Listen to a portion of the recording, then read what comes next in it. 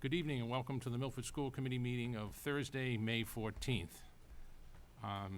Tonight's meeting is being broadcast through Milford TV and media from the Milford Daily News, Town Crier, and Patch are in attendance.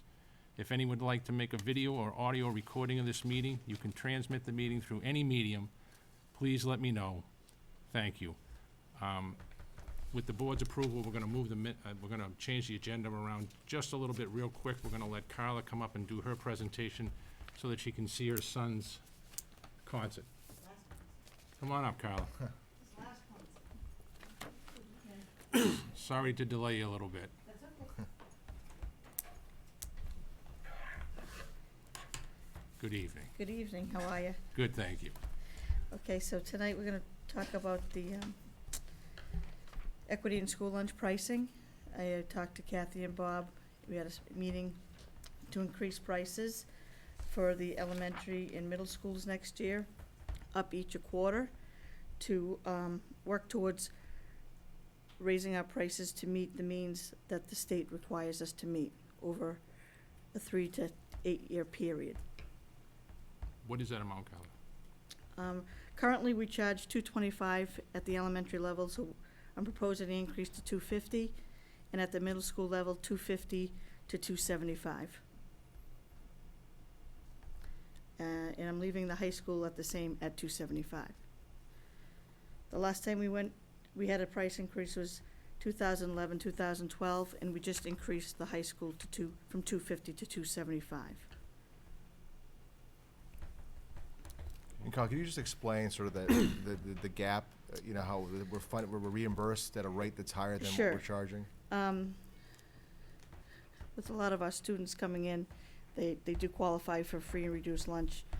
And I have to say our participation has been tremendous through, I'm very happy, my staff is very happy on our participation. But right now we get a federal reimbursement of $3.03 plus a 6 cents special reimbursement that we've applied for. So our federal reimbursement is $3.09 and our state reimbursement is 28 cents. So the difference of that is $2.81. Take the average of our price right now and it's $2.50. So the state requires us to slowly increase to get to that number of $2.81 as much as we can. So each year, instead of going up a nickel or a dime, Bob, Kathy, and I sat down and said, well, we're okay this year, we're okay that year. Let's wait a couple of years and go up a quarter to make it easier for everybody instead of playing with nickels and dimes and pennies. So, and that's it. That's basically it. Pat? Carl, if my memory serves me properly, the last time we did this in 2011, it was simply because the state has a law that says we have to do this. Yeah, we have to look at it every year. Yeah. And then every year I meet with Kathy and Bob and say, yeah, we should go up a nickel or a dime, and we talk about, well, where are you at the end of the year for your money, and we've been doing okay, knock on wood, and so instead of putting that nickel and dime on each year, we kind of wait and build it gradually for 3 years. And Bob, this is one of those things where we have no choice, isn't it? Yeah, we really have to be charging what we're being reimbursed, and we have to get to that mark. We have no choice in the matter. It's another one of those requirements, but And the mandate. Yeah, but we try not to put that. We try to put that burden on. We try to put that burden on. Now, so it was Right. 2011 was the last increase, but the last increase to the elementary was even before that. So this is. Oh, right, correct. So that increase was a different grade level than what we're proposing here. So it's probably 6 years ago Absolutely, since yeah. we've had an increase. So and the cost of living has gone up more than our lunch prices have gone up over the last 6 years. And that's what concerns me about this. Everyone's paying 40% more for electricity right now, and the gas prices are going up again. And I kind of feel like I don't want people to feel like we as a school system are piling on. We have a Right. law that we have to be in compliance That's correct. with, and we Right. have to increase these prices. And this isn't something that we can unfortunately argue about. Right. We can have our legislators change things for us, which would be wonderful, but we can't argue about this sort of thing. And we're going at a pace that's actually much slower than where we probably ought to be, but we don't feel the need to press it until someone comes in and tells us, Yeah. Different, right. tells us differently. We're trying to make modest increases that are not that impactful over a period of nearly half a decade. Yeah. Joe? To that point, the comparative data that you provided was was really eye-opening. We're still on the lower end compared to neighboring communities and other communities throughout the state, so. Absolutely. You know, when I looked at it, a lot of the other communities were charging $3 more, so it's still a very reasonable price for lunch. Any other member? May I have a motion? Motion from Joe, second from Scott. All in favor? When in doubt, guess Joe. I drew a blank there for a second. It's the guy with no hair. You got three choices. You're all set, Carolyn. Thank you very much. Carolyn. Enjoy the concert. Oh, I will. Thanks, Carl. See you down there. Okay. Okay, thank you. Yeah, and I was like, okay, we're gonna back up to the top now, and first agenda item is approval of the minutes. Has everybody had an opportunity to review the minutes? Yes. May I have a motion to accept the minutes? From John? I have to abstain. Scott? Scott, yeah. All in favor? I did that on purpose, too. Okay, second agenda item is announcements, correspondence, and distributions. I don't think we have any, do we, sir? Nothing this evening. Nothing this evening. Mike? I've actually. Yeah. Yeah. Dr. Tremblay and I had an opportunity to attend Milford High School Science Department Career Day this morning. And I just want to share some of the folks that were there. We had a nutritional biochemist from the U.S. Army Research Institute of Environmental Medicine, an electrochemist from the Talc Corporation, a research assistant from Brandeis University, and a medical student from the University of Vermont. And they spent about 2 hours this morning talking with our science students at the high school. And it was a fantastic presentation. They talked about the road they had to take to their career and actually what they were doing. And they were passing, the research assistant from Brandeis was passing around a number of insects that they were experimenting on. She was explaining the experiments and showing it up on the screen. And it was a fantastic presentation. I just want to recognize Deb Sanzone and Jeff Bashi, two of our science teachers at the high school. They did a fantastic job. Thank you. Thank you, Scott. I just, as we get into this time of year, we get into the fun part of being a school committee member, which is with all the senior week activities and all the different components that are going on. I know that to my understanding, and just want to confirm, Bob, tomorrow is the last day of school for seniors. For seniors, that's correct. Thinking back to my own time when I was in high school, and it's a very exciting time for our seniors, and a lot of folks are, the kids are really excited, and that pent-up energy as we get into this nice weather. It's 2 weeks of summer that we've had here at the beginning of May. Certainly want to congratulate what a tremendous senior class we've had, and certainly wish them well. What I would just ask is that, that freedom comes with some responsibility as well, and just be very, very careful. This is should be a very exciting time for each of these students and each of these seniors as they head out. I know that generally tomorrow the Milford tradition is the parade around town of cars with the horns beeping and the cars all decorated, and I know I participated, as I'm sure many of you guys did as well. Just be safe and be careful, and understand that at the end of the day you are still human, which I realize is very difficult to remember when you're 17 and 18 years old and you still believe that you're bulletproof. Let this be a celebration time of your life. Let this be a time when you can truly enjoy each other and enjoy this time. And being responsible is going to be very, very critical. Tragedy can and has in the past stricken during this time, and puts really, quite frankly, a damper on what should be nothing but a celebration. So I wish you all nothing but the best. Congratulations to all of you. You've worked really, really hard. Certainly enjoy this time, but please take care of each other. That's all I have. Thank you. Patrick? I have slightly less celebratory. I meant to bring this up at our last meeting, and I apologize, it slipped my mind. Just to give people some background, so the Milford Farmers Market is looking for a new home. And one of the spaces that they found is in, I believe, the parking lot, bar space between Memorial School and Middle School West. And they've been having, and I don't know if this is still difficult, but I'm bringing it up now. They've been having some difficulty with the zoning board getting permission to have the farmer's market there. And the reason really is, for one reason only, it's one of our rules. So we don't allow knives onto school property, rightfully. They have at the farmer's market, one of the participating parties is a knife sharpener. And so they're trying to figure out a way to set up the knife booth so it could be on town property and not on school property, thereby not violating our rules. And my idea would be And if we want to make this an agenda item to discuss it fully, we can certainly do that. If the committee is willing to accept the motion, I can do that as well, so whatever the pleasure of the committee is.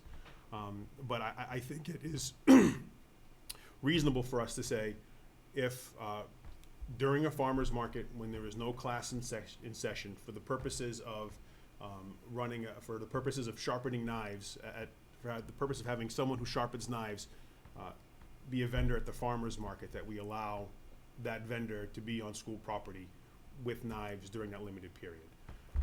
So I don't know if this needs to be a larger agenda item. I don't mean to throw this at anybody, but I forgot to bring it up last meeting, and I did want to bring it up now. I'll be honest with you, Patrick, I'll leave it to the board. Does the board want to have it? Is that something we can just come out and say and do, like, change it like that for that one day, or however? We can do anything we want, yeah, sure. No, we can, I mean, we can do whatever we want. John? Yeah, Mr. Chair, I'd prefer to make that an agenda item. Okay. There's a zoning bylaw amendment that's going before a town meeting, as far as I recollect, so I'd rather see how that progresses, or at least review it completely before voting on this. Okay. That's fine. So how about if I put it as a, Yeah, that's I'll put fine, it on that's fine. the next meeting as an agenda, and town meeting is Monday the 18th, so is Absolutely. that okay with everybody? Yeah, that's fine. All right, thank you. Anybody else? Joe? So, Mike and I had an opportunity to attend the Books and Beyond award ceremony last night, and it was a great program. The memorial students, I believe, were challenged with reading 7 books or 175 pages a week for 8 weeks, and they exceeded expectations this year. I believe there were 400 students that participated in the program. Of the 400, 215 students completed the program, and they collectively read over 10,000 pages. So one of the most successful years that they've had with the program, and I just wanted to thank or congratulate all the kids that were involved, and then thank Lisa, Rachel, the staff at Memorial, the PTO at Memorial, and also give special thanks to Tom Rock and Target for sponsoring the program. Yeah. It was an amazing event. They brought them up to the high school auditorium, just like the big kids, and they had lined them all up, and they put little tags on them with numbers on them. I've never seen little kids so organized in my life. I mean, I think only 3 of them were out of place through the whole, and it was kindergarten, first, and second grade. So they came up on stage, just like National Honor Society night. They went over to Joe and the gentleman from Target and got their award, and then they came over and I shook their hand. It was a funny picture. I did, but it was great. It was. The smiles on their faces, and they were so proud. They was just seeing them, and they had to walk across the whole stage, and there was no getting out of it. But again, great job to all the people that put it together from the Memorial School. It really was a great event. A lot of fun. One of the good things we do. So, okay. Before you go into the next, it just occurred to me also that it's tomorrow morning, Kevin and I will be in attendance at the Asa Waters Mansion in Millbury, recognizing Eamon Cunningham at Milford High School. Each year, we recognize Milford educators under our promising practices. This is sponsored by the Blackstone Valley Superintendents Consortium and the curriculum coordinators. Each year, we nominate. In the past, we've nominated from different schools. This year, our very own Eamon Cunningham will be recognized tomorrow morning. So, Very nice. congratulations to him, and just have some excellent staff in Milford to celebrate. Yeah, great. Anybody else? With that, we'll move on to invitation to speak. Is anybody here to invitation to speak? With that, we're gonna move on to Stacy Middle School and Middle Schoolies Family Handbook and School Improvement Plan. Mrs. Angelini and Mr. Hughes, could you please come forward? Oh, all right. Yeah, feel free to pull some chairs right up with you. Oh, yeah.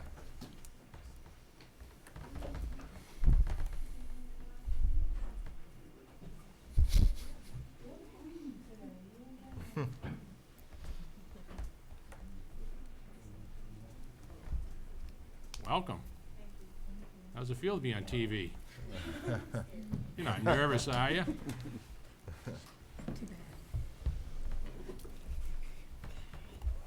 What would you like for us to present Your choice. first? It's Your choice. Okay. I think it would be nice to hear from the students. We're very lucky to have Natalie, who is right here, and Callie, who's to the right of her. They've been on the council this year with Mr. Hughes and myself. We also have Mr. Mahoney, who's been with the council for a number of years, who's very supportive of Stacy Middle School and Middle School East, and he operated as the co-chair. So I think it would be very nice to kind of talk a little bit about what you as students did to help us as adults look at our documents as adults, but also through the eyes of students. And that's why I think it was so very important to have the kids with us this year, as other kids were with us in the past. So if you guys wouldn't mind, I think it would be very nice if you could kind of talk about what we did to the handbook to make it better, and then we can go from there. Does that sound comfortable? Awesome.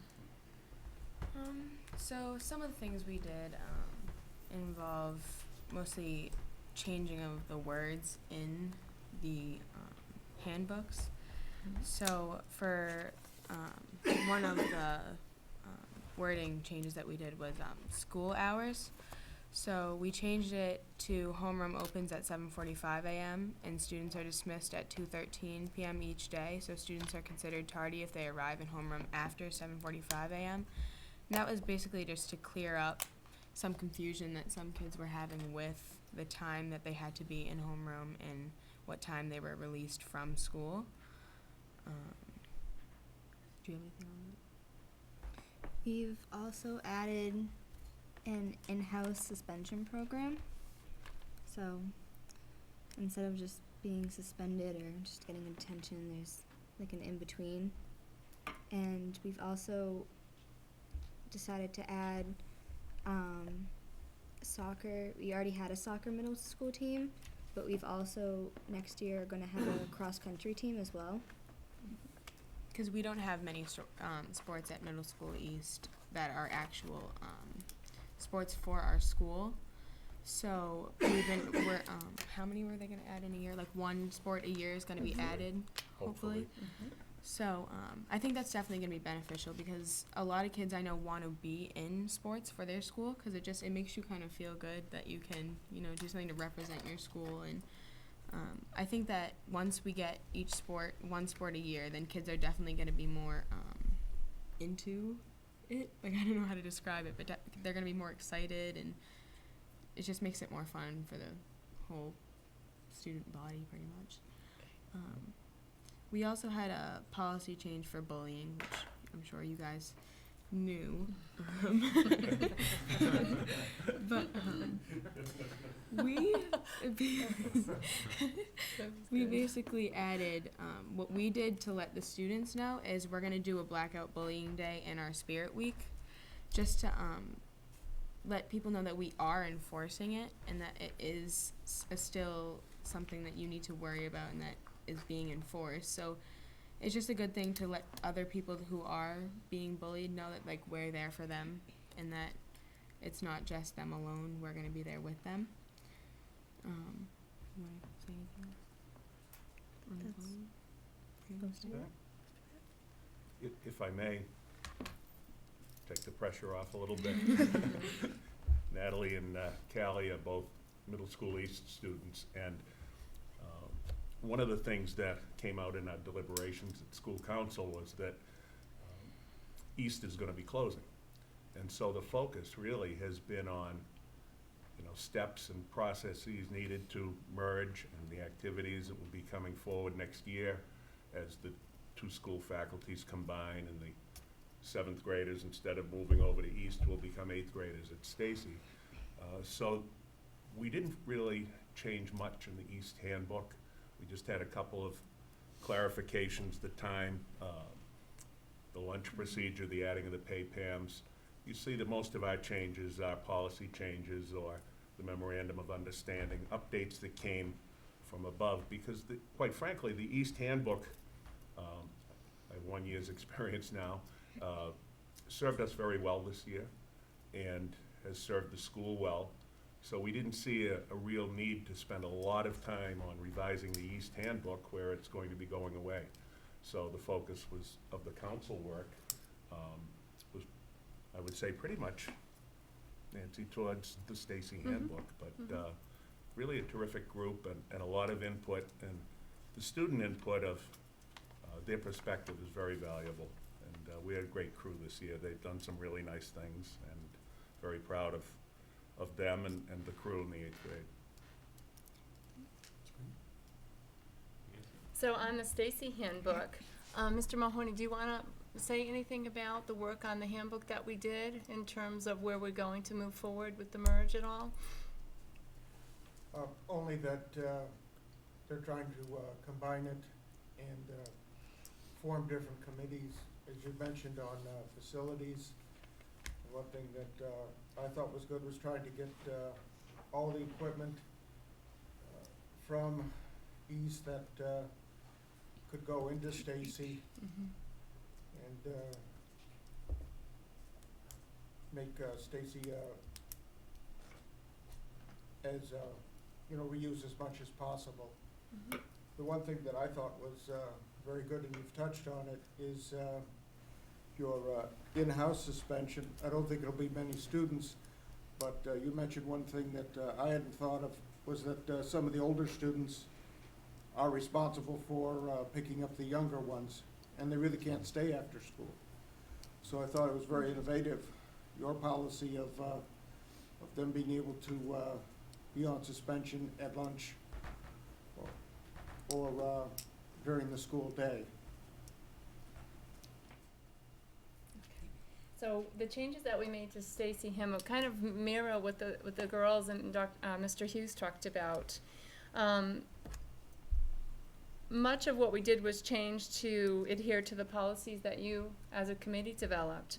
We also changed a little bit within our contract signature form. We're constantly trying to make it a little bit easier for families to be able to agree or disagree to what they need to sign as they go through the handbook. Generally, the handbook is a large document, and we try to make it, I just think, a little bit more user-friendly. I would like to take the opportunity to commend my administrative assistant, Mrs. Now.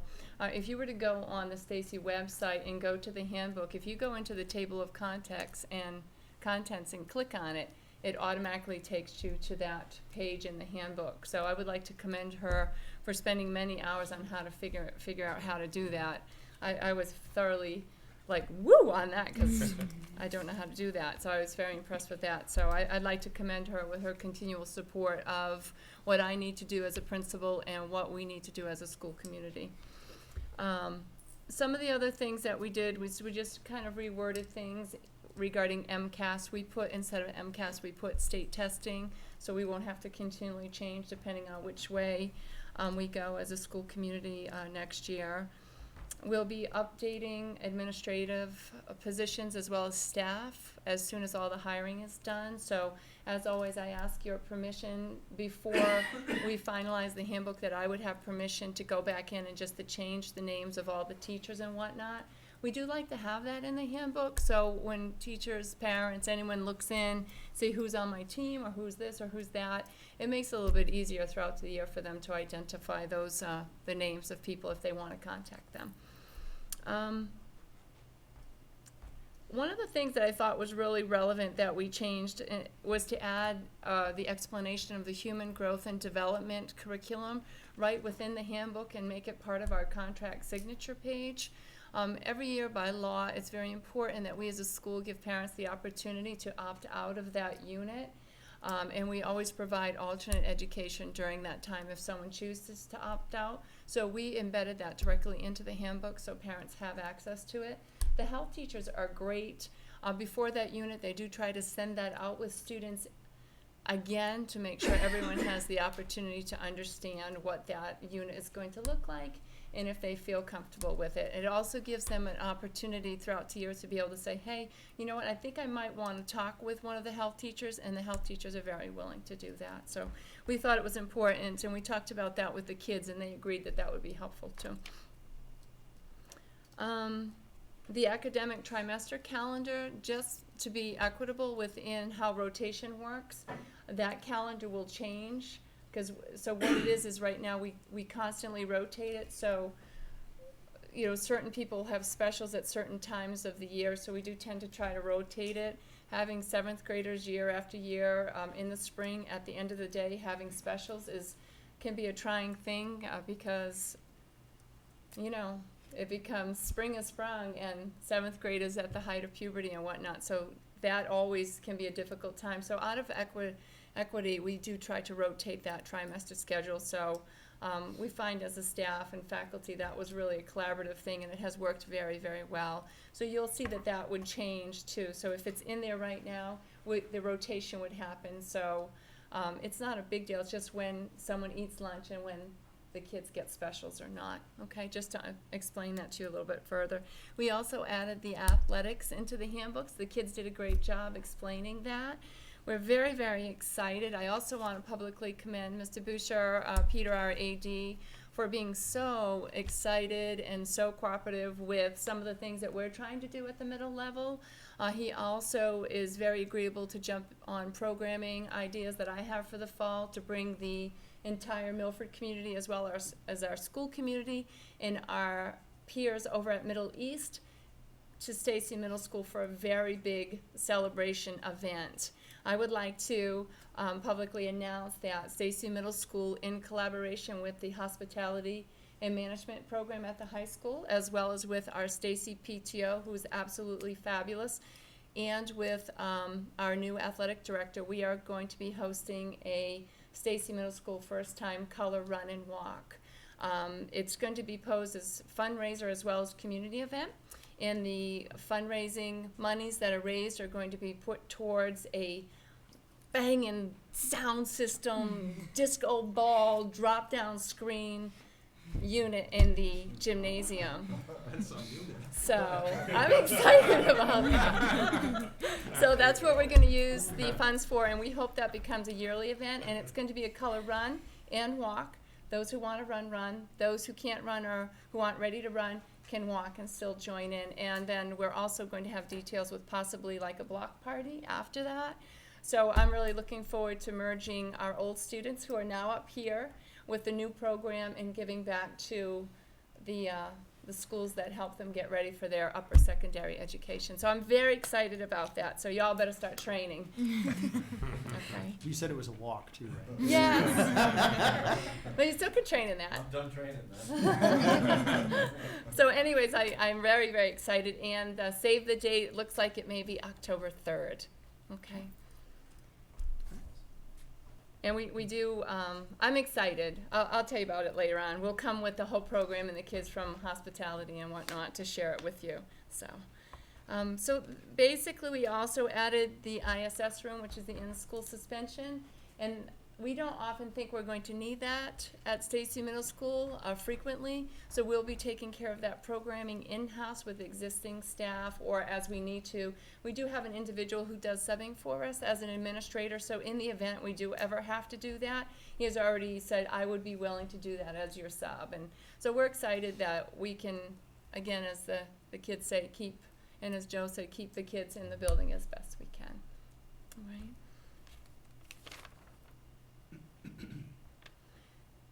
We did do some changing per the Director of Nursing regarding health services, so that policy change went in.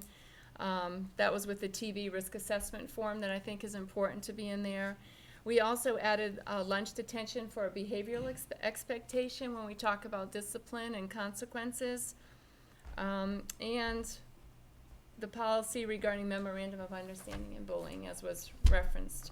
So those are the overviews of changes. Does anyone have any questions on those or comments or concerns that you want to address? No questions? Okay. Great. I just, I appreciate that we don't think that we're gonna need to use the in-house suspension services, and I just wanna make sure that, you know, if we do need them though, let's use them, and if you have to come back to us, you need more resources from us, because if we can have an opportunity to maybe give a child some isolated time where they can actually learn as opposed to, I have no problem with your plan, I think everything is fine, but just keep in mind that if you need more resources. If we, yeah, I will definitely let you know. We're projecting that, yeah, possibly we'll need to do that, but we're hoping to use it as a transitional program rather than you're locked in all day, maybe a cooling off period for a period or two and then roll you back out and get you back in the day. It depends on the severity of what happens, and that would be done on a case by case, but I do appreciate that quite a bit that you just said that, so thank you very much. Okay, with that, we'll vote them separately, the handbook separately. So can I have a motion to accept the Stacy Middle School handbook? Jen, second by Pat, all in favor? Unanimous. And then may I have a motion to accept the Middle School East handbook? John, Joe, all in favor? Unanimous. Okay, Mr. Hughes, now you can do your school improvement. Okay. Well, actually, this one will be a joint effort Yeah. because it's Okay. it's one school council, school improvement plan for the middle schools with the Okay. I-George, the Okay. merge, so. Right, and the exciting part, I think, and I think the kids would agree, and Mr. Mahoney would agree, that this is the third year that we've had this document merged. So, as we move forward, everything that's in here is talking about how can we transition, what can we do as a school community to make sure that all the standards that are outlined by our superintendent's plan, strategic plan, meets the needs of the middle level child. Meeting the needs of a middle level child on any given day can be a difficult thing, because sometimes you just don't know who's going to show up. It depends where they're at in their adolescent development. So I believe when we talk about curriculum, teaching, family and community, as well as professional development, I think that as a team, the school council has really done a nice job, I think, meeting the needs of everybody. I would like to say publicly to the Middle School East, as well as the Stacy Middle School PTO school council members, that this was probably the most collaborative document that's been put together when we start talking about our future as a school community. So I would like to publicly commend everyone on that. It was just an outpouring of support, and people just continually adding comments, and we kept going back and looking at them. So I'd like to say thank you. So if we take a look under Standard 1, curriculum, much of what we're trying to do is, instead of taking on a million tasks, we're trying to focus on curriculum and development. We have the frameworks that we need to align to. We have Common Core expectation. We need to make sure that all content areas are embedding literacy.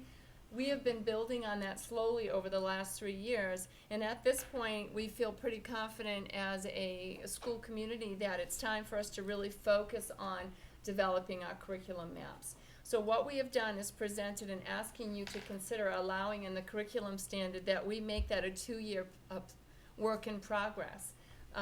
Usually when you talk about curriculum, that's like a living and breathing document that we must continually look at and improve upon. So in the beginning, we're saying in the fall to take a look at what we have. The teachers have things in place. They're existing, they're working from them. They are constantly improving upon what they're doing. So what we want to do is take a look at this and say, what's redundant, what's not necessary, what do we need to make better? So we're proposing that we do that in the fall, identifying opportunities for content integration among all disciplines, which I think is extremely important at the middle level, and that's why teaming and working as teams, whether they're full teams or pockets of teams, is really important for us to move forward in our work. And then start talking about how we're going to either adapt, adopt, or kind of take pieces from or create your own modeling after the DESC's model curriculum units. So that's going to take a little bit more work. And then lastly, how can we embed the performance assessments that are available on DSE as models? How can we take a look at those and adapt or adopt or create your own, so we have complete documents within a 2-year period? Okay, so that would sum up the curriculum. Does anyone want to, John, do you want to jump in? I'd just like Mr. to add Chase? that, Sorry.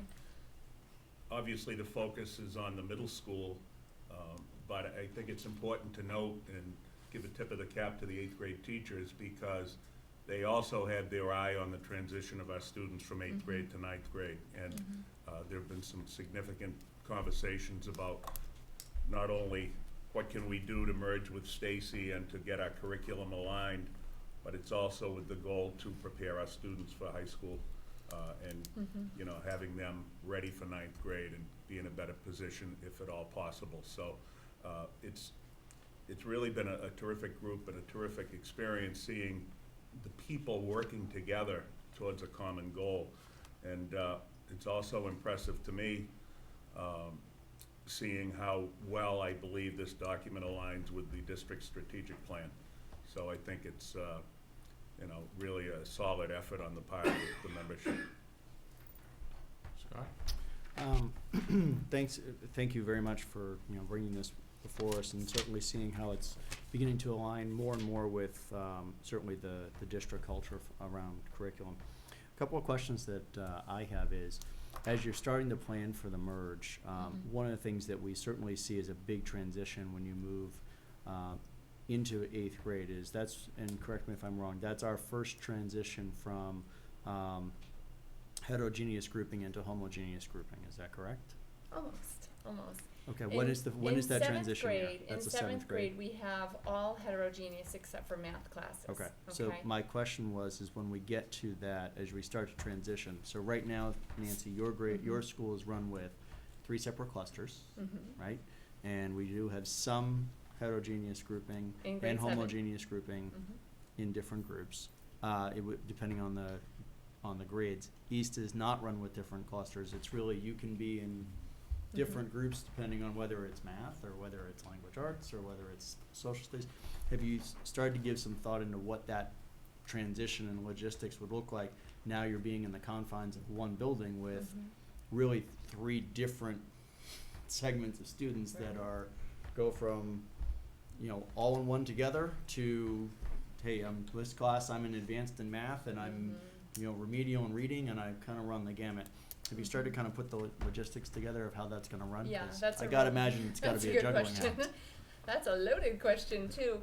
We're very lucky. Dr. Tremblay and Dr. McIntyre have established a merge committee, and we're starting to discuss that exact question. If you were to go into my office, and I know some of you have been in there, you see a lot of it's already mapped up on whiteboards, and we're starting to discuss all of these things. So, short answer to a very long, complex problem is yes, we have started to look at it.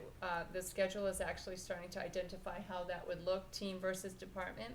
I think it's very important that you all know that we don't want to make that decision without really having a concrete, fluid kind of discussion with 8th grade teachers. So we go from 8th grade, which is departmentalized, is what we would call that, and down at Stacy, we're team-based. So if you know the middle school model, the middle school model is all about teaming.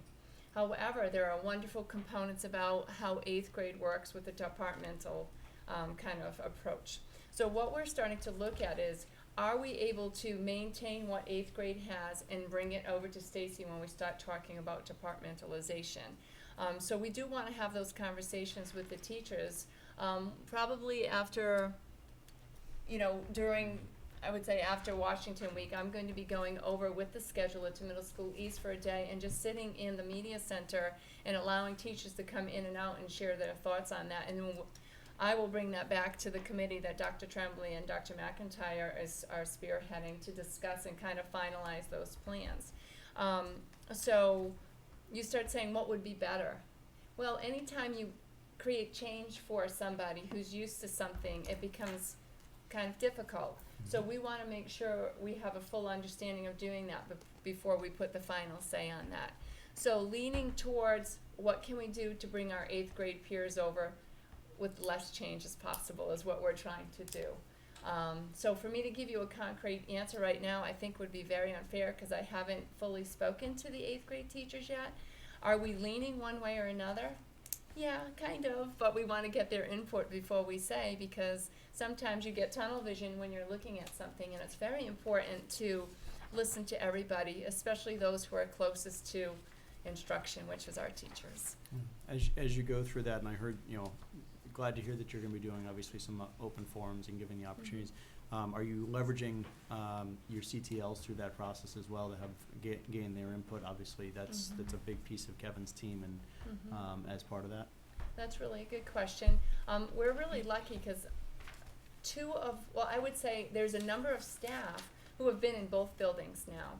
So with the ability to transfer from grade to grade, we have about 4 or 5 teachers who are now at East who were at Stacy for a long period of time. So they have experienced both models. And I'm hoping that they will become part of the committee that we're forming to speak to both teaming versus departmentalization. When you start talking about scheduling, just to make everyone understand, Stacy, we run on 3 separate time schedules right now, 1 for 5, 1 for 6, 1 for 7 without bells, and we move seamlessly. So we do need to make sure we stay in the confines of that schedule. So right now, the plan, there are things I can definitely tell you that are gonna happen, is that our 8th grade peers are going to move into the 5th grade schedule and the 5th grade location within our building, okay? Okay. Yeah, it's more of just, that's why I was asking if you're incorporating feedback and directly from CTLs as well. Right, one of our CTLs, actually, Alyssa Holland is on that specific committee being spearheaded by the central office, as well as we do have upper union representation on that, as well as Mrs. Peterson. Good. Yeah, I mean, it's something that starting to come up more and more as we get closer. Oh, yeah, it's I coming think quick. I think with the breaking ground at Woodland, Mhm. it's gone from a distant dream to an imminent reality. Yes. So I think there's starting to be a lot more questions that are being asked around that. It's certainly going to be a juggling schedule. Mhm. And Another that's thing why I wanna to make sure. maybe make you feel a little bit better is we have a document, it's a middle school merger Q&A document that's been put together. So there's a number, I have a copy of that, I'm not sure if I don't know if it's ready to go out to Yeah, it's not ready press to go yet, out. so I don't think so. So that document is being processed, and we have questions and then answers to those questions within that document. And that would be pushed out through the committee eventually. Okay, so that's gonna be, I think, really helpful for teachers. 'Cause the what if, where am I going, even though it's a year away, those questions are floating through their head. Understood.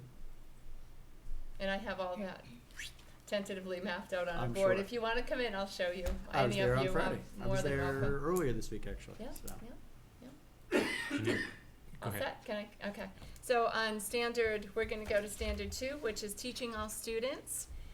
Again, kind of, it's a good segue from what John was talking about, is trying to achieve college and career readiness, and trying to support what the DESE is doing with tiered support systems, which basically is starting to talk about RTI, which is response to intervention, as well as PBIS, which is the positive behavioral intervention supports. And I have to say, especially this year, I think the Stacy faculty has really jumped on board with PBIS. We have a huge team of teachers who are volunteering to spearhead that. We have about 12 people on that. And they're really doing incredible things, not only for the teachers as well as the kids. Over at Middle School East, there is also a group of people who are very much supportive of the PBIS thing, and they do awards throughout the school year. They call people down and they get on the intercom. So that practice happens over at Middle School East, so it'll be a nice transition when they come over to Stacy. So what we're trying to do is, again, to increase rigor within the classroom and to support college and career readiness. We are asking all teachers to make sure they have essential questions to guide their instruction and their curriculum, but also to make sure that you have questions that are higher order questions aligned to Bloom's taxonomy, which is those questions that kind of want to make you not yes or no, but more why, thinking, responding, critically thinking, be able to turn to someone and discuss an idea at length. So we're asking that gets embedded as well as they move through their lesson planning. So you have those types of questions pre-planned on a daily basis, so you're ready to pose those questions and make sure the students are responding to them with critical thinking skills, okay? And then with RTI, we are continuing to streamline RTI. We're very lucky to have the Title I specialist who's located in our building. She does a lot across the district. This is Mrs. Kelly with RTI. And certainly her doctoral program is centered on RTI, so I feel extra lucky that we have her. We continue to streamline how we're going to use tiered interventions within the daily lessons in our academic and social enrichment period, which happens 2 days in a 6-day cycle. Teams are really starting to pilot. Every team can do their own thing based on their need and what they see with the kids they have, but they are really doing some excellent things about rotation with students, what their need is.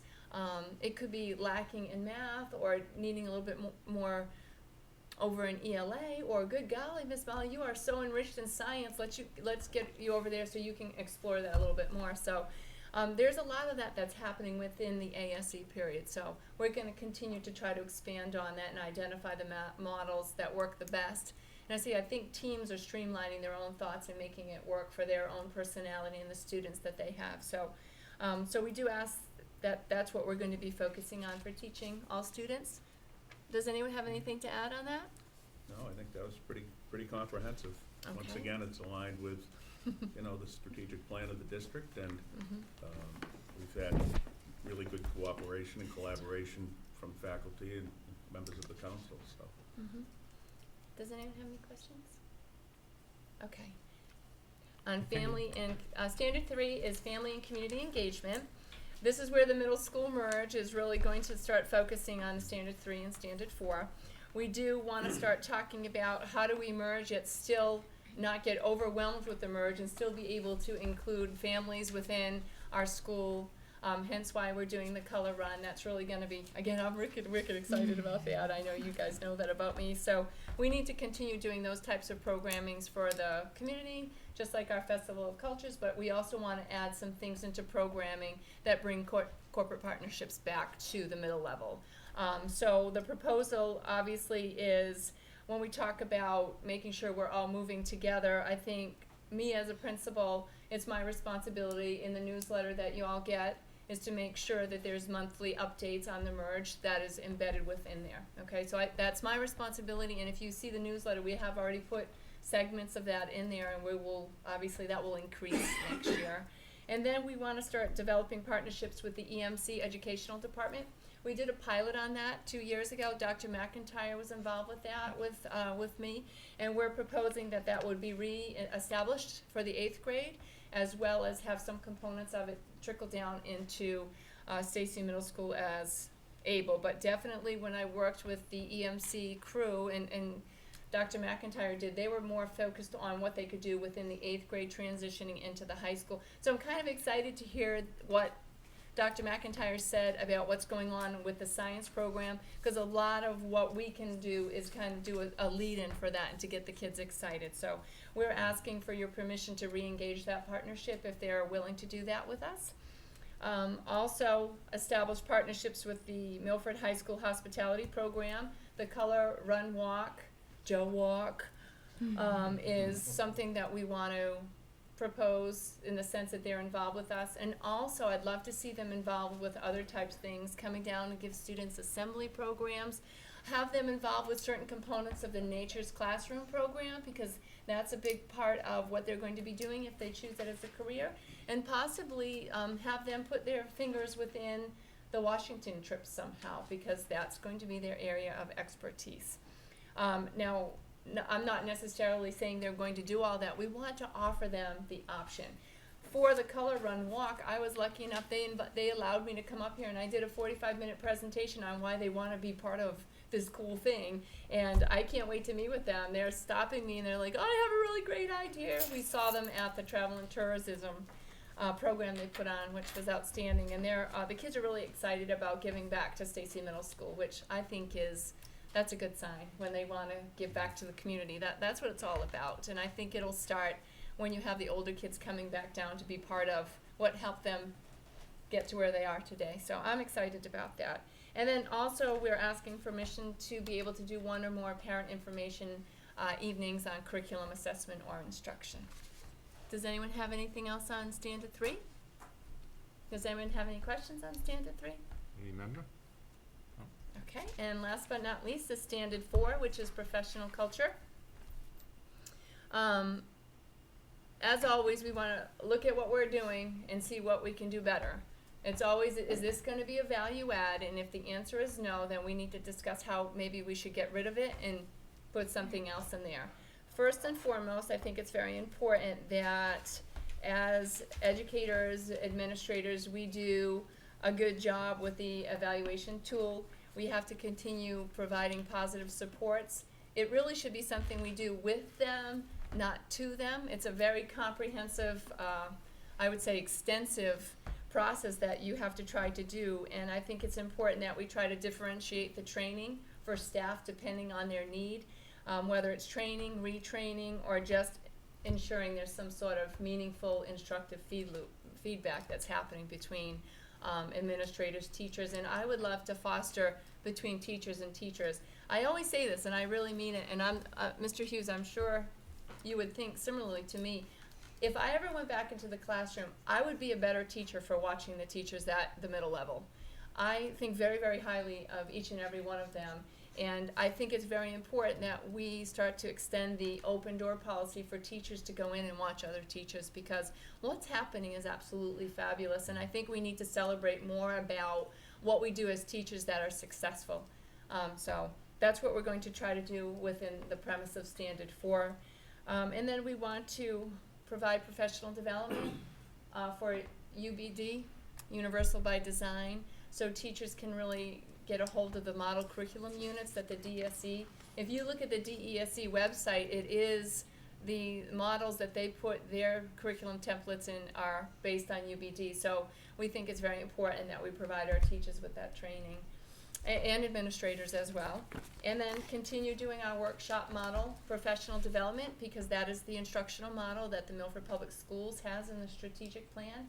And I think it's very important that we support that fully as a community. And last but not least is the merge. If you go to the last page, which is page 11, you can see there's some merge planning protocols that are outlined here. Certainly that's not going to be the limit to it, that those are some listings that we wanted to let you know what we're going to try to do, whether it's scheduling, logistics, staffing, room placement, material moves, document updates, which will start next meeting in a couple of weeks, and then we kind of have to, and Mr. Hughes has already started to identify components of the Middle School East Handbook with the help of the kids on what is important to keep that must transfer into Stacy Middle School's handbook. So we're supporting our 8th grade students' needs too. And then we've been including the 8th grade in our professional development for 3 years. So it's important for the committee to understand that we really want our 8th grade teachers to feel part of our community. We had kind of a meet and greet luncheon. We do the Amazing Race where we have some of the 8th grade teachers participate. We'll have the color run, and we also have probably about 4 or 5 planned activities that will be pushed out in the fall that people can choose to participate in if they'd like, and that's off school hours. Okay. They will probably be invited for the faculty basketball game as well. Okay. So things like that. And that's that in a hat. Do you guys have anything else to say? No, I would endorse that, especially professional culture here, I think, is quite strong to begin with. And with the focus now on the merge of the 2 schools, you really see increased collaboration between faculty members, and there is an observable awareness on people's behalf now. They're looking outside of the walls of their classroom. They're concerned with their colleagues and with other departments, and I think it's really kind of spearing a whole school focus, which I think is can't be anything but good. So I think it's an exciting time, and with good people working hard on it, and a lot of the work that's been done this year is the foundation work. It's the I think some of the key efforts that will allow the move to be successful. So I think the document is a good outline, and like any other school improvement plan, it's a living document, but I think it's a real good roadmap for success. And I would just like to take the opportunity to thank Mr. Mahoney. He's very supportive of the Senator Bertnazzi process, and he works very closely with me on that. So I did want to commend him for his work with that on behalf of the council as the co-chair. Patrick? So I have a degree of anxiety about the building transitions that are going to occur in the 2016-2017 school year. We're essentially taking half of our grades and putting them into a blender and then spitting them out in the right places. And so I honestly don't envy your task of having to look at the building that you have and foresee what the optimal design of that building will be. It's a difficult task, and I want you to know that although it's a difficult task, we want to make sure that you're calling upon all the resources available to you. And so if you need support, if you need help, if you need to look at other buildings, talk to other people in other school departments that have done moves like this, please let us know. I think that, you know, with such a big change that we have, it would be really great to end up with a design, a school building design and a classroom design from 3rd grade through 8th grade that we know is optimally suited to educating our students. And I hope that you know that this doesn't necessarily need to be an inward-looking process, an internal process, that there are as many resources that as you need to make sure that this is done properly. This is a big deal. We have one shot to do it right. And I would love if we could just say, hey, this is awesome, and throw a big party, and we can use your disco ball, and we can dance, and it'll be a wonderful time. I will dance with you, as we have done before at many a prom, But way please, back when. but please call on all the resources that you need to make sure this is done right, because this is important. And I have to tell you, I have full confidence in the middle school team. And I appreciate that you say that, because I often do tend to spearhead and say, oh, I gotta get this done, and you know that about me. So I do appreciate that you remind me that I have lots of resources and I will use them. But I feel really confident with my assistant principals, as well as the support staff and all the teachers. As we move into the upcoming year, it's going to be full throttle, making sure everyone feels comfortable about what's happening. I have to say Rob Quinn has been absolutely fabulous. As always, I sing his praises. He has already had a plumber in, and we're all set with the science rooms and sinks. The plan has been put in place. That will be happening this summer. He has worked with me. We have identified a new classroom space, and it's been emptied out, and the structure of that and the building of that will also happen this summer. So I really feel that we're trying to do a lot of pre-work. I also want to see, okay, so I'm going to take you up on your offer. Is there any way we can talk about getting boxes ahead of time in June? So teachers who, we tend to be pack rats, teachers. Is there any way that we can get moving boxes ahead of time so people can pre-pack and then continue to pack as they complete a unit or complete a lesson? They can start saying, I won't need that for the rest of the year, and start stacking it up and boxing it appropriately. I would really like, if you have some recommendations on that, how I could do that, I would appreciate that, because that's kind of what's in my head. If we can get a lot of that done now, it would be less stressful for the teachers as we move into next year.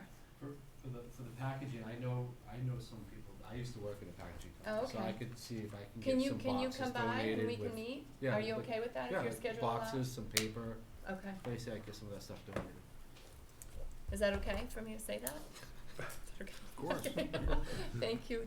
Thank you. I appreciate that. So that's something that's in my head right now, so, but I do appreciate all of that. Jen?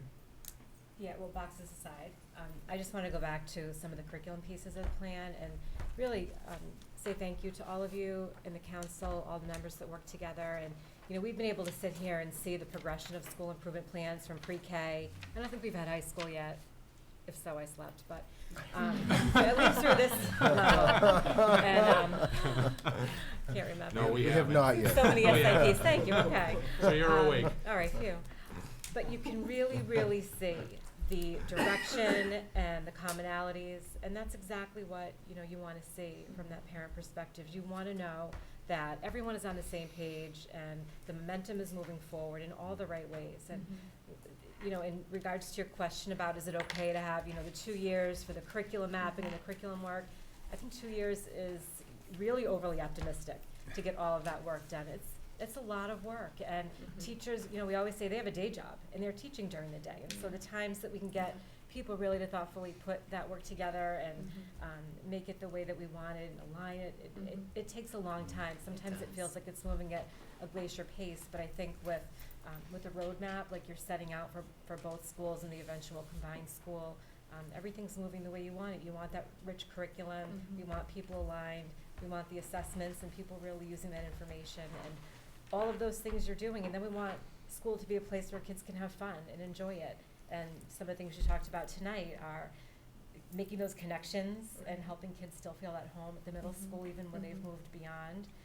So there are many valuable things in here, and at the same time you're worrying about the transition and the move and building that brand new culture.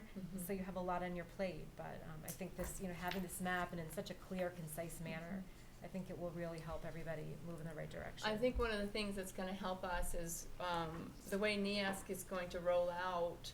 We have to do, there's a new 7-year report that's required by NEASC, and that's going to kind of hit right around when the merge is happening. I think they're gonna give us another year, if I'm not mistaken. They were very nice to us. So we'll have a full year as a new community to start saying, is this schedule going to work for us?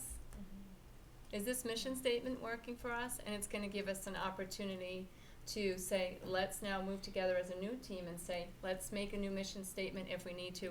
Maybe we need to create a new schedule if we need to, and let's start talking about how we're going to do business. But some of the things, I think it's really important that we wait for our 8th grade team members to come on board, because their opinions are very, very important and very much valued by the Stacy Middle School staff. So just so you know, it's all going to hit in the time of that 7-year report. It's a pre-self-study, so it's perfect timing, honestly. The only other thing I wanted to add is the communication piece.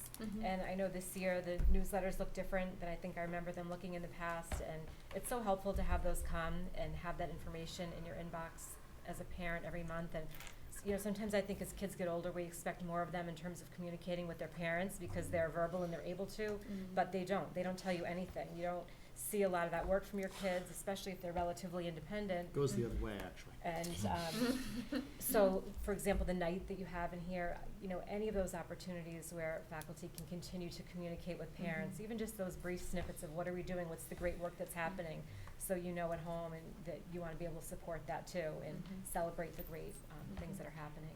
So thank you for continuing to work on that. You're welcome. You're welcome. Any other member?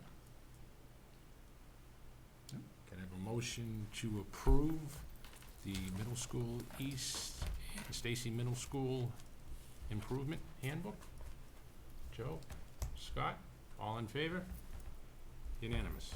Thank you very much. Great job. Thank you. Great. Good job. Thank you very much. I'd ask you to do that little dance again, but I mean, I'm sure you gotta get on the road. I'm gonna make you wait. All kidding aside, thank you so much, and I appreciate your recommendations. And thank you, young ladies, for coming too. Nice job. Next agenda item is the report of the superintendent of schools. Mr. Chairman, members of the committee, very briefly, this is an annual reappointment for the Bi-County Collaborative. You may recall there was some discussion about whether the member towns would want to appoint a superintendent, or in some cases, a member of the school committee may choose to be on that board. So I guess unless there's some interest among the table to be attending monthly meetings of the Bi-County Collaborative, which is certainly your right, I would ask the committee vote to have me sit at the table. And so I would need a motion to have me appointed as the representative for Milford Public Schools for the 2015-2016 school year. And I take no offense if you choose to go on my behalf. So I'll move to appoint Dr. Tremblay as the representative into the Tri-County Collaborative Board of Directors. Motion from Jen, second by Joe. All in favor? Unanimous. Well, thank you very much. No, thank Quite you. welcome. Thank you. That's all I have on the agenda this evening, And Mr. Chairman. next agenda item, the report of the Assistant Superintendent for Curriculum and Instruction and Assessment. Kevin promised a very brief PowerPoint. He's got the screen down, he's got the... Mike's been begging me for a presentation, to give the people what they want. I think part of the technology initiative should be to remove PowerPoint Yeah. ability access. Uninstall PowerPoint from any machine there for the entire desktop. All in favor? We're gonna remove it completely. I don't think you mind, actually. Includes this one right now. All right, so I'm gonna jump behind you because This I'm gonna fancy. figure out how to use Nice, huh? this new setup. What I'm gonna do is talk about where we are now in terms of curriculum and instruction with technology in the Milford Public Schools and kind of where we're going and why we're doing it. We've been talking a lot about technology this year, and I want to give you kind of like through the lens of curriculum and instruction, because we've been talking about infrastructure and budget, and I want to kind of talk about what's kind of happening on the ground. We started out the conversation by talking about a one-to-one initiative, and we've changed the language to blended learning. And really the reason we're doing that is blended learning it opens endless possibilities for any time, any place learning. There's a focus on the personalization of learning, which is critically important. It's a reflection of society and workplace realities. There's very few businesses or very few professions that don't integrate technology in some way, and we want to have that happening in the classes on a regular basis. We want to enhance teaching and learning through increased engagement, authentic experiences and activities, and connections to the broader community in the world. It provides opportunities for differentiation of instruction, pacing, and assessment, and opportunities for more efficient and engaging use of class time. Also increased student interaction, and it supports college and career readiness and the development of 21st century skills. This I thought was an amazing statistic. Before 1900, human knowledge was doubling every 100 years.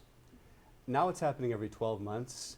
In the not too distant future, we're going to be doubling human knowledge every 12 hours. So think about that. Just think about that for a second. The world that we lived in when we were growing up compared to what the world is today. It's kind of staggering. Another interesting piece is, and I thought this slide was very interesting as well. In 2015, Uber, the world's largest taxi company, owns no vehicles. Facebook, the world's most popular media owner, creates no content. Alibaba, the most popular retailer, has no inventory. And Airbnb, the world's largest accommodation provider, owns no real estate. The world is a different place, and it's continuing to evolve. I want to just give you a quick definition of blended learning, just to give you a sense of what we're talking about. It's a formal education program in which students learn, at least in part through online learning, with some element of student control over time, place, path, and/or pace. At least in part in a supervised brick-and-mortar location away from home, and the modalities along each student's learning path within a course or subject are connected to provide an integrated learning experience. The majority of blended learning programs resemble one of four models. It's rotation, flex, a la carte, and rich virtual. We see some of the rotation happening in the Milford Public Schools today, and some of the enriched virtual through the virtual high school as well. The rotation model breaks out into four submodels: station rotation, lab rotation, flipped classroom, and a number of teachers are working different flipped classroom models throughout the district and individual rotation. This is kind of how it's laid out, and these slides come from what's called the Clayton Christensen Institute out of Cambridge, this group is doing some of the most advanced work in blended learning, I think anywhere in the world. I had the opportunity to see a member of the Institute speak earlier this year, and we're actually going to have all our administrators read one of the books that came out of this group called Disruptive Innovation. And it really talks about how to go through an implementation of a blended learning model in a really thoughtful way. I'm not going to get into the details, but they're in your packets of these different models. But what I want to do is talk about what we're doing now and some of the possibilities for the future. And I don't know, Dr. Tremblay, if you want to talk about, we went to a presentation the other day on 3D and virtual learning tools for education. I don't know if you want to talk for just a couple minutes on that. Just a minute on that. I think, so many districts around the state, around the country, have adopted these one-to-one platforms, some with a well-planned curriculum, others just giving out devices and then figuring it out afterwards. I don't want to be one of those school districts. But what Kevin and I have been wrestling with, and we moved from the one-to-one to blended learning concept, is what can make Milford really stand out in the state and nationally. And I think we found something pretty spectacular. The other day we had an opportunity to attend a session on virtual reality. If you ever did one of these virtual reality games it was pretty popular back in the 90s. You could put some goggles on and be interactive in these games. Well, this technology has advanced quite a bit over the last 10 years or so, 10, 20 years. And there's only 2 schools that we're aware of in Massachusetts that are actually rolling this out. And I'll give you an example of why I think this is valuable in Milford, not being just a tech toy. But instead of thinking of it as a one-to-one for everybody, there may be, and we have some more work to do with our technology task force, there may be a need for lab-based technology in some levels, and some may be hands-on one-to-one, maybe a tablet, and certainly there's a need for our students to have skill sets in using the office suite, maybe a laptop model, to prepare them for the real-world skills that they would need beyond high school. What was interesting about what we had seen was this 3D technology. Imagine what I had a chance to put on these 3D glasses and this computer monitor, and I was holding a stylus, and I was able to take the lungs away from a heart, and I was able to hold the heart up virtually here, look all around it, turning it, while feeling the heartbeat pulsation in my hand through the stylus. And then if I put the camera in there, I could go in and I could see inside the heart, all ventricles and everything so imagine the excitement for a student of biology who doesn't have the benefit of dissecting a heart, to actually now go in there and see this and apply that concept now to what's already available through architecture. We have a student right now at Milford High School, who's an independent study student, who's designed for us the greenhouse project that's been ongoing. And to give a kind of an update on that, the student designed all that in DataCAD. Well, this software imports DataCAD and AutoCAD, so you can actually take your renderings and view them in 3D models and rotate them virtually, see inside, and see the entire design. So it completely changes this perspective, three-dimensionally, and virtually to walk into their own construction. So I know it's hard for me to really describe the excitement that we have. It was just one of the coolest things I've ever seen. I actually dissected a like it. Tyrannosaurus Rex through the process. There was a biology simulation, and you could pick like from 50 or 60 different animals, and the Tyrannosaurus Rex just spoke to me. Literally spoke to them. So it's this kind of thinking that we want to really explore for Milford, and not to catch the latest trend, but how can we apply technology in a way that really excites kids about learning? That's what we're after. So yeah, thanks they're for the using these opportunity. things in medical schools to simulate surgeries. There's just so many, the applications are limitless. In terms of what we're doing right now with Virtual High School, if you look at the courses up there on the screen, they range from AP courses to language to humanities. It really runs the gamut, and it just allows us flexibility in scheduling in terms of the high school. And if you just look at this list, there's 38 students currently enrolled in these courses, and I think it's there's something like 25 courses out of the 38 students. Some students are taking the same course. For homework, School Fusion, Kia, Twitter, online textbook components, Khan Academy. We're using a number of tools throughout K through 12 to for homework or to support homework. Again, the online courses, Virtual High School and Apex. Curriculum, we had an opportunity, Deb Zanzone, who I mentioned earlier, did a presentation on how she flipped her classroom. And if you saw the videos that she does and the amount of time it opens up in the classroom to do, more engaging labs, hands-on activities and projects, she said there's things that, especially under the new AP requirements, that she would never be able to get to, but because she flips her classroom, she's able to spend a lot more time engaging with students instead of just talking at them. So it's fantastic. Lexia, Imagine Learning, Paint Shop, graphing calculators, Knowledge Matters. The list kind of goes on. Phone tuners for rehearsals. And this is just kind of a quick snippet of the different things we use for curriculum. So the technology is embedded. It's there right now. Assessment and data-driven instructional practices, Quizlet. There's tons of applications that teachers are using for assessment that quickly gives them data and feedback and helps them kind of adjust their instruction on the fly. Communication, TouchStat, Proloquo, Twitter. A lot of teachers are tweeting out at night different support for homework or answering common questions. Edmodo, X2, electronic newsletters.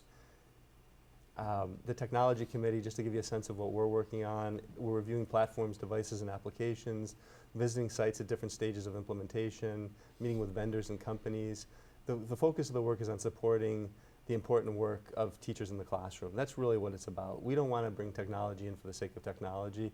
We want it there to support the teaching and learning and really enhance that experience for the student. We're in the process of developing a pilot and rollout plan and having a blended learning and technology-rich environment that'll look different at different levels and in different departments. And I think that's important to say. That one thing that we've learned through this process, and Bob mentioned this, is that there's no one-size-fits-all. It's not, the same thing isn't going to work for a first grade class, it's going to work for seniors. You're going to do things differently. So what we know and where we're going. We're currently using technology across the district for a number of important applications and educational functions. We want to expand this. Different grade levels and departments have different needs and plans for technology. We want to create and support a robust network that will open endless possibilities for learning, teaching, and instruction. Blended learning implementation will take time, and our focus is on creating optimum conditions that will support student learning and growth. The teacher who developed the flipped classroom, who did the presentation, one of our CTLs, said it took her about 2 years to really get to where she was with all of her lessons, and she kind of rolled them out over that period of time. So it's not going to be just flipping a switch and we're going to suddenly be the Jetsons. It's going to take time to build this up, and it's going to look differently in different places. Thank you. I'm going to shift back over here so I don't have my back to you. You don't have your back to me.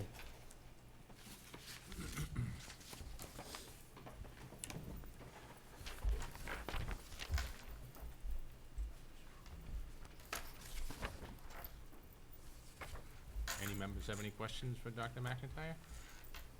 Joe? Just wanted to, along with your last comment, Kevin, about the teacher that took nearly 2 years to get where she is. It seems like that the teachers that have incorporated technology into the classroom did so on their own initiative. They took the time, their own time to learn and figure it out and determine how it's going to add value to the classroom.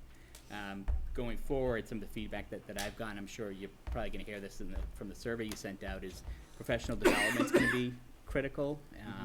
So I'm sure you're working on a plan Yes. before Yeah, we and that's roll where anything those, out. That's where those technology integration specialists are really gonna come into play. And Sarah Boyle's been rolling her sleeves up in classrooms across the district, you know, supporting people, but she's kind of working on a 1 to 400 ratio, Right. which makes it challenging. So as we expand that kind of support, it's really gonna make a difference. Because I think you really need to embed the professional development. You can't just do kind of one-off presentations. You really have to have someone in there who's like teaching the new platform, application, whatever it is, alongside the teacher, and that's what Sarah's been doing. Okay. We want our staff roughly to have about a year's lead on student rollout. So we want our teachers to have a full year of being able to work, experiment, work with our technology integration teachers, have the professional development they need before they have a class of students that are using this technology. We think that in our research with other school districts' best practices, we found that's probably the best structure of all, is to make sure they have about a year's lead. Yeah, before we make that big investment. Absolutely, yeah. Yeah. Well, we don't look at we have more work to in the vetting process, but we don't envision this to be a single time, let's get everybody a device. We Yeah. really view it as what's worked well in Milford, continues to work well in Milford, is piloting and phasing and rolling things out in a very logical way at grade levels that make sense, with staff who have buy-in. And then when we have staff who are really embracing that, they become now the sort of technological evangelists, if you will, to now spread that word to their colleagues. That will be the best way for us to garner buy-in district-wide, as opposed to Kevin and I saying, here, everybody use your device. That's not gonna work.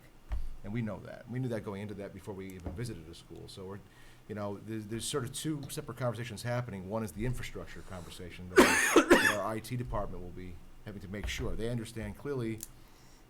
should understand clearly from my plan what we're looking to accomplish curricular. Now it's the infrastructure, which I'm encouraged by fiber, in July, and the infrastructure we need to support that kind of work that we're doing. But we have a technology task force. The next step for us of all of our site visits, we have I think I copied the committee on the survey, right, that you just mentioned. That closes tomorrow. We have about 140 or so responses already on that, maybe a little bit more now. So we'll be culling through all of that data and the comments to see what the needs are, what the experiences are, familiarity, and so forth. We'll review that as part of our technology task force, which will include John and Joe. I know you're doing some other work as well in your technology. I'm sure you'll give an update on that, but as part of the team that we've been working with, we'll invite you to that meeting. The meeting date's not been set yet because we're waiting on a couple of vendors to join us for that discussion as well in terms of presenting device options. So we expect that sometime in the next couple of weeks, we should have a date on the calendar to close that out. Good. So yeah, PD is clearly an element of that plan. Great. Any other member? Patrick? I'm pleased to hear us as a district moving back away from one-to-one language. I think that everyone became very excited about one-to-one 5 years ago when the iPads came out, and then all these kids had iPads in all these school districts, and the question is, okay, so now what do we do with these things? And so it's pleasing to me, and I like the terminology blended much better, because I think that we're finding out several things. Not only are school districts that are rolling out and giving devices to every single student in there, they're finding they don't necessarily have the plan to properly use those devices. We're also finding that there is a value to using a book and to using paper, and that when we're blending our modalities, when we're blending the different ways in which we learn, we're giving ourselves the opportunity to maximize the best of each of those sources, right? And so virtual technology, something being able to pick apart the ventricles and atria of a heart, right? You can't do that in a book. You can do an illustration. And there are certain things that probably come across better in a book. Reading Shakespeare as a class, right, where everyone takes a role. A book works better for that. And so it's very pleasing for me to hear that we're using blended terminology, we're inserting technology where it's appropriate, and we're using traditional sources where they're appropriate. And I think it's a great thing, and it's very pleasing for me to hear that. Thanks. Jen? It's funny because you picked up on blended and I picked up on learning in the title, and it's actually refreshing not to see the word technology, although I understand you have to use it. And, Absolutely. but one of the most powerful phrases that I've heard this year was from one of our tech specialists in my district, and he said, when you go into a classroom, you never hear a teacher say, boys and girls, we're going to do a magic marker lesson today. And you would often hear teachers say, we're going to do a lesson on the iPads today. And so if we can move our teachers to the point where they're really focusing on the learning, and like you were talking about the blending of different modalities, that's really moving our teachers in such a thoughtful direction, and it really will have an impact on students. So thank you for your work on this. Scott? I think just, to continue to build off of that, I think for a while here, the curriculum integration of technology became very much about the technology. And this is more, we're getting back to, technology is not designed to have life be about technology. It's designed for technology to enhance the life that everyone is already living. That's the design of technology. It's to make life easier and be integrated into, make life easier to accomplish the tasks that need to get accomplished. What I really am pleased to see about this, and I'll be excited to see how this integrates in, is this becomes less about the technology and it becomes more of an aid and an additional tool. To Jen's point is, we never went in and said we're going to do a textbook lesson today. We never went in and said we're going to do a paper lesson today, or we're going to do a pencil. It wasn't about the tools, it was about the learning that was going on. This is really, in my opinion, I think a much more positive direction of how technology will aid the learning rather than it being about the technology. There's so few, quite frankly, outside of the technology industry, 99% of the other industries that are out there integrate technology into it, to your point earlier in your presentation, Kevin, but their job is not about the technology. I mean, in my own profession, I mean, we have wireless devices, we have computers, we have, an ATM machine is a $175,000 device, and most banks have thousands of them. But banking isn't about the technology. It's about the people and the relationships. Education isn't about the technology, it's about the people and the relationships. So I'm very pleased that we're heading this direction. I think the more we can continue to look to go that direction and have it be about the process and have it be about the learning and the content and less about the technology, I think is going to be a very positive continued further step. I think it will also help from a teacher perspective. It's going to allow them to continue to use their expertise of integrating creative ways of leveraging the technology rather than having it be about it. Thank you. Any other member? Thank you, Dr. McIntyre. I just want to thank the members of the committee who spoke, and Dr. McIntyre for that. That validation is really important to us because it didn't come, as you know, without some self-reflection along the way. We went into this eyes open to, yeah, we want a one-to-one initiative, and we ended up here saying, no, we want a blended learning initiative. And I think that will take some of the fear and anxiety away around this of how am I going to have to make this work for teachers in my classroom, because it will be their own appetite to learn more, and as they want to apply this and say, how can I better deliver that, the points that were made earlier. I mean, I think all of us, with technology, and Scott, you made some great points. I think we all have parts of our car, we all know how to drive, but I'm not sure we all know how to use the technology that's even in our own cars until somebody says, hey, did you know that you could, press this button and it does this? And wow, I didn't know that. Thanks for letting me know. And now all of a sudden that becomes how you do driving business. And you figured it out along the way, and I think that's really important. And I want our teachers to not feel overwhelmed. They already have so much on their plates to do. And I hope this model and this strategy we've taken on empowers them to really use the trade they've learned and practice they continue to refine and just enhance that with technology. So I appreciate the validation and the support. We have more to report on this certainly down the road, but we've come to some pretty strong conclusions in our study over the last year. It's interesting to sit here because this is exactly what we use in the automobile industry today for learning. Oh, is it? Blended learning. Oh, okay. Sometimes you're sitting in a conventional classroom. Sometimes you're sitting in a virtual classroom. It's amazing. You'll get into a virtual classroom getting ready, and the count's coming on. And you look and you'll say, 3,000 people are taking this class. You're taking it worldwide.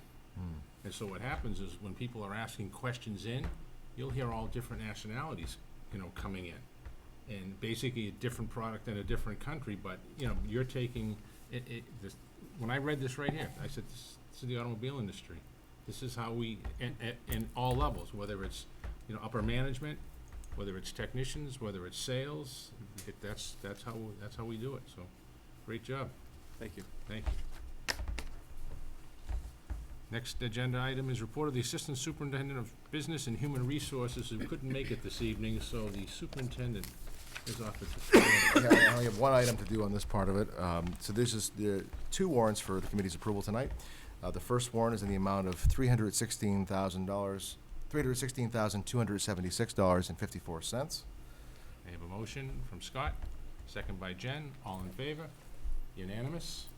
And the second warrant is in the amount of $29,675.25. I have a motion. Motion from John, second from Joe, all in favor, unanimous. That's all I have for the committee this evening. Everything else is tabled to the next meeting when Mrs. Perry is here. Okay, thank you very much. Next agenda item is school liaison updates. Does anybody have a school liaison update? Just the middle school east, we have Washington, the annual Washington activities and Heritage Week will be coming up in the very near future here. Obviously, it's gone through a transition this year. It's always been something that's been championed by Connie Burns.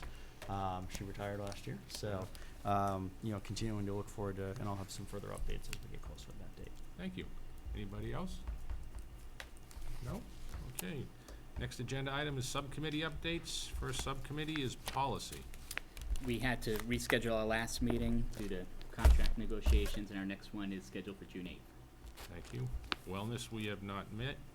Middle school lease reuse. Our meeting was at the beginning of the month, our update was at the last meeting. Woodland School Building Project. We're meeting next week, but I noticed that, Some pictures.